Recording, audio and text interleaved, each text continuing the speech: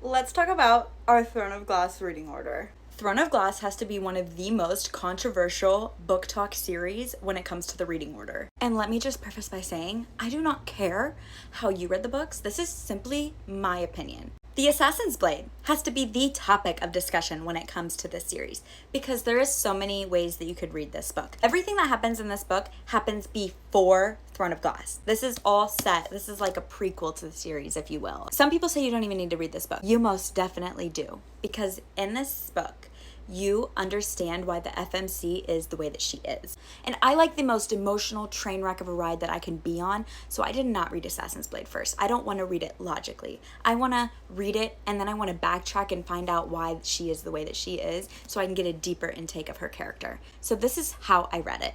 I started off with Throne of Glass. Then I read Crown of Midnight. Now here's where it gets interesting.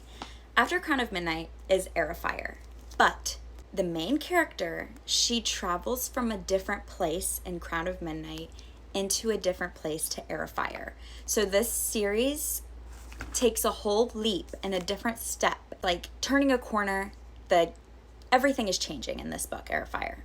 I read The Assassin's Blade between Crown of Midnight and Heir of Fire. And oh my goodness, it is the best way to read it. So after I read Heir of Fire, after The Assassin's Blade, I then read Queen of Shadows, and then I did the funnest tandem read of my freaking life.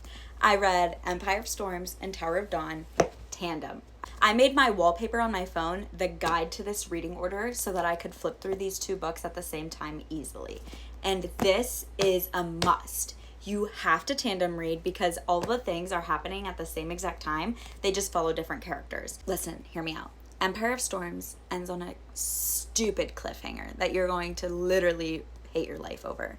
So you almost definitely need to do this Tower of Dawn read with Empire of Storms or you will hate this book.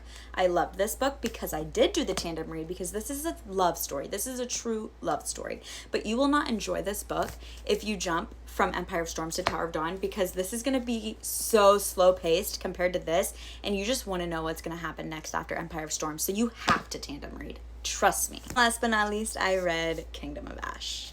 And this book destroyed me. Yeah. 10 out of 10 though. My Roman Empire forever. That is just the reading order that I read Throne of Glass in, and there is so many other ways that you could read Throne of Glass too, but this is my favorite way, and it is the way that I read it, and that is the way that I would read it again if I had to over and over again. It was so perfect, and this is what I recommend.